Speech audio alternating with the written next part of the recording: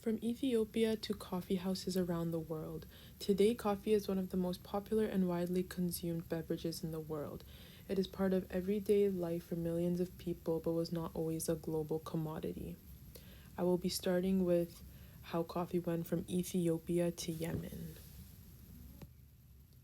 So, the story of coffee begins in highlands of Ethiopia, specific to a region known as Keffa, where these coffee plants known as coffee arabica grew naturally and were discovered by the local populations.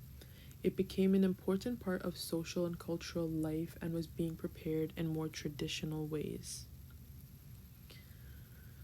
From Ethiopia, coffee traveled across the Red Sea to Yemen during the 15th century, where it was commercially cultivated and developed into a commodity.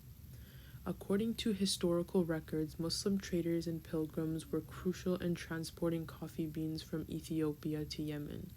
They played a role in its spread as they used it as a beverage that helped them to stay awake during long prayers during the night.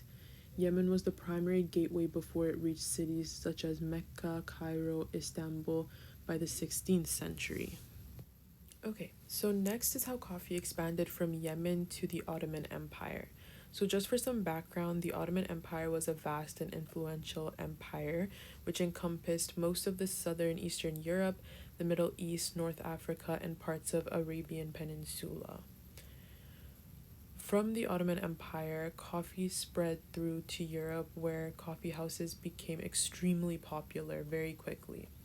They started to appear in cities like London, Paris, Vienna, very quickly becoming social spaces.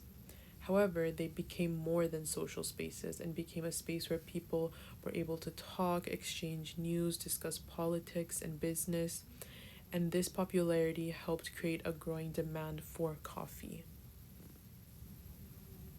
In addition to supply and demand, imperial expansion helped to create a new production zones. Colonialism provided access to land and labor.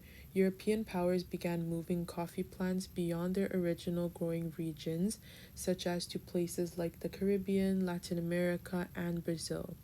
By mid 16th century, coffee was introduced to Europe through trade routes such as Mocha, Silk Road, Venice, and these routes were critical in the rapid spread of coffee culture and consumption in Europe. Thank you so much for taking the time to listen, and I hope you learned interesting historical information on coffee as a commodity.